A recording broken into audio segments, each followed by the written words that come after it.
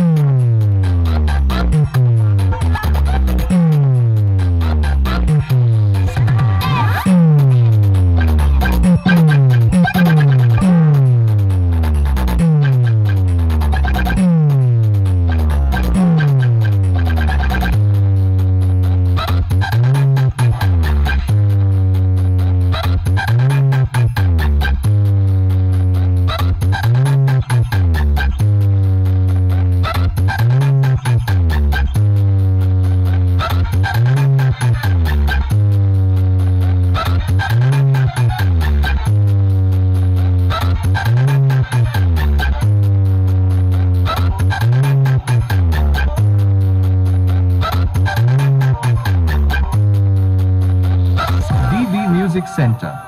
জয় মা দুর্গা সাউন্ড যখন ছোটা ভীম গানটা দিয়ে শুরু করতে চলেছে, তখন তো আপনাদেরকে বক্সের সামনে থেকে সরে দাঁড়াতেই হবে, কারণ জয় মা দুর্গা সাউন্ডের সেই ভয়ানক প্রেসার আপনাদের শরীরের পক্ষে যেমন খুবই ক্ষতিকারক, আর জয় মা দুর্গা সাউন্ডের সাথে পান্না নেওয়াটাও খুবই বিপজ্জনক। জয় মা দুর্গা সাউন্ডের সাথে যে লড়তে আসে তাদের দু পায়ের নিচে ফাঁক হয়ে হাওড়া ব্রিজ হয়ে যায়। আর জয় মা দুর্গা সাউন্ড হলো সেই ভয়ানক বাদশা, যার সামনে কেউ লড়তে আসলে ভিতরের প্লাস বাইরের প্যান্ট দুটোই ভিজে যায়।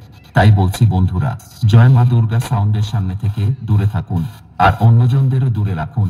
আর বেশি ভাট না বকে চলুন এবার শুরু করি।